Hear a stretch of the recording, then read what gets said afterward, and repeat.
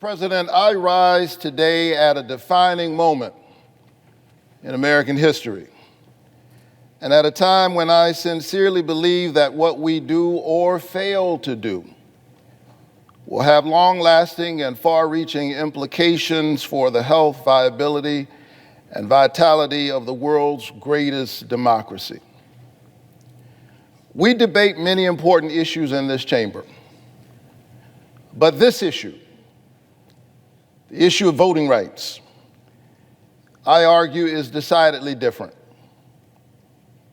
It is formative and foundational. It is the framework in which all of our other debates take place, for this issue is about the preservation and the protection of the democracy itself. That is, after all, what we claim to be. That is who we are. A democracy built on that sacred idea of one person, one vote. With all of the arguments taking place in the country right now, with all of the audits being ordered, and with all of the voting legislation being feverishly passed in states all across our country, clearly, ironically, there is agreement, albeit for different reasons on the right and on the left, that democracy itself is in danger. Folks on the left and folks on the right believe that there is something broken and needs to be fixed.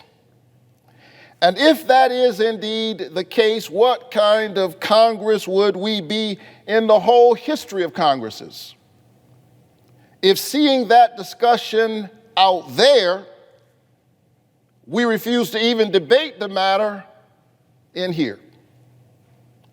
Who are we, and how are we to hide in a moment like this? And so I rise, Mr. President, with what I think is a simple request to my colleagues. Let's do our job. Resist the easy route, the temptation to hide behind Senate procedure, and let's have a principled conversation in front of the American people about voting rights. Let's have that conversation right here, right now. How could we do otherwise? It is said that we are the most important deliberative body on the planet. Well, colleagues, how derelict in our duty would we be if in this defining moment we refuse to even have a debate about how best to preserve and protect that which is most precious, the democracy itself. In my maiden speech this past March, I made an urgent call upon this body to act to protect the right to vote. And I warned then that the cords of our democracy were dangerously frayed. That was not theoretical stuff for me. I hail from Georgia. I argued then that our democracy was being frayed by unfounded conspiracy theories that led to an attack on this very chamber, and undermined by an onslaught of state-level proposals aimed at suppressing the vote. Since I gave that maiden speech, things have only gotten worse. When I spoke here in March, 250 voter suppression proposals had been introduced in 43 states. 250 proposals. Now it is 389 proposals in 48 states.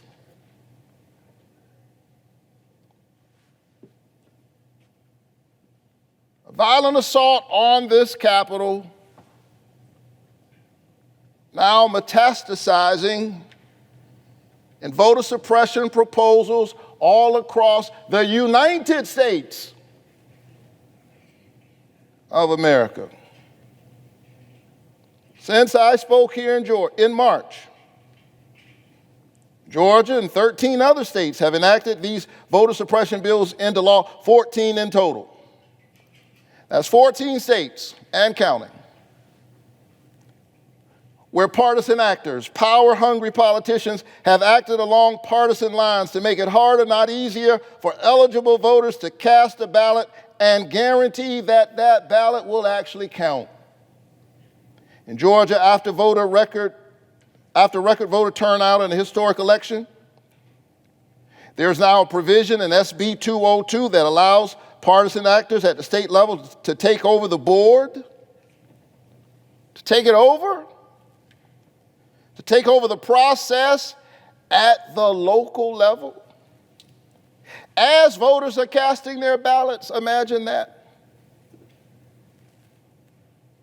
That same law also allows any citizen to challenge the voting rights of an unlimited number of citizens, making it difficult to see how you could certify any election. Let's not kid ourselves. In this chamber of all places, a few months after January 6th, this is dangerous stuff. And that's one reason we need to debate the legislation before us. I'm hoping to include a provision I introduced yesterday with some of my colleagues that will prevent politicians from being able to overrule local election officials and therefore subvert the voices of the people. This provision will also protect local election volunteers from harassment and intimidation. Right now across the nation, constitutional rights are being assaulted, and I fear that if we don't act as a body in this moment, we will have crossed a dangerous Rubicon in our nation that will make it extremely difficult for the next generation to secure voting rights for every eligible American. And so, Mr. President, this is not just another moment in another Congress. We should not think of this as rote and routine. This is a defining moment that calls upon us to speak, to debate, to act.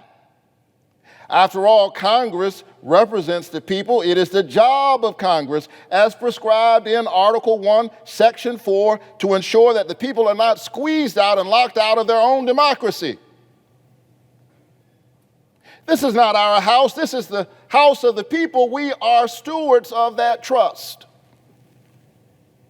And we have to ensure that the voices of the people can be heard in their own house.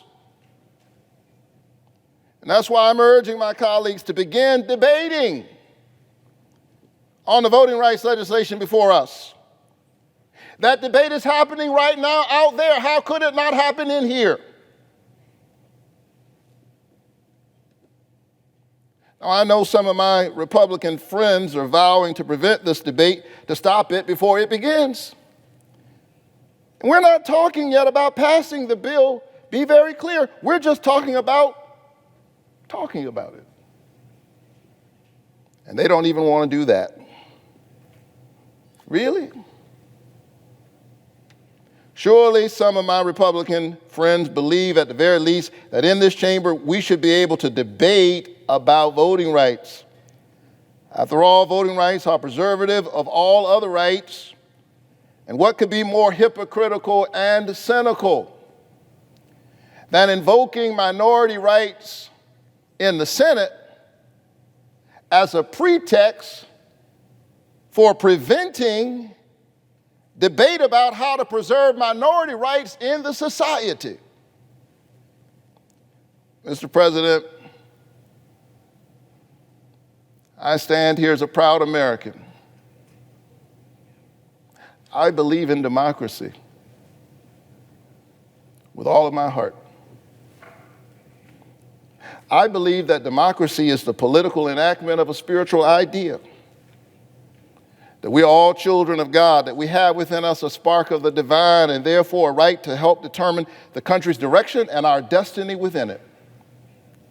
I believe in democracy, government of the people, by the people, and for the people. I believe that the blind spots in our public policy and the wrongs in our history are made right through the power of democracy.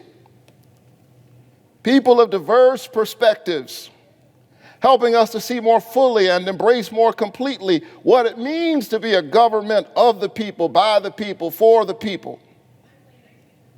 It is how Black people finally gained their citizenship. Women, the suffrage. Members of the LGBTQ plus community, their dignity and equality under law. Diverse perspectives and voices help us to see what we would not otherwise see. And that is precisely what is being imperiled right now by all of these voter suppression bills and by some in this chamber to forestall a necessary debate about voting rights at this defining moment in our history. Mr. President, who are we and how are we to hide at a moment like this? Why are some people hiding? To what end? For what purpose? At whose behest? From whom are they hiding? The American people who sent us here in the first place? And so I hope we can take a bipartisan vote to begin debate on this important piece of legislation, because that's what democracy is all about. History is watching, and the future is waiting to see if we are who we say we are. The United States Senate, a serious-minded, deliberative body, the United States of America, a nation built on that simple but sublime principle: one person, one vote. Mr. President, I yield the floor.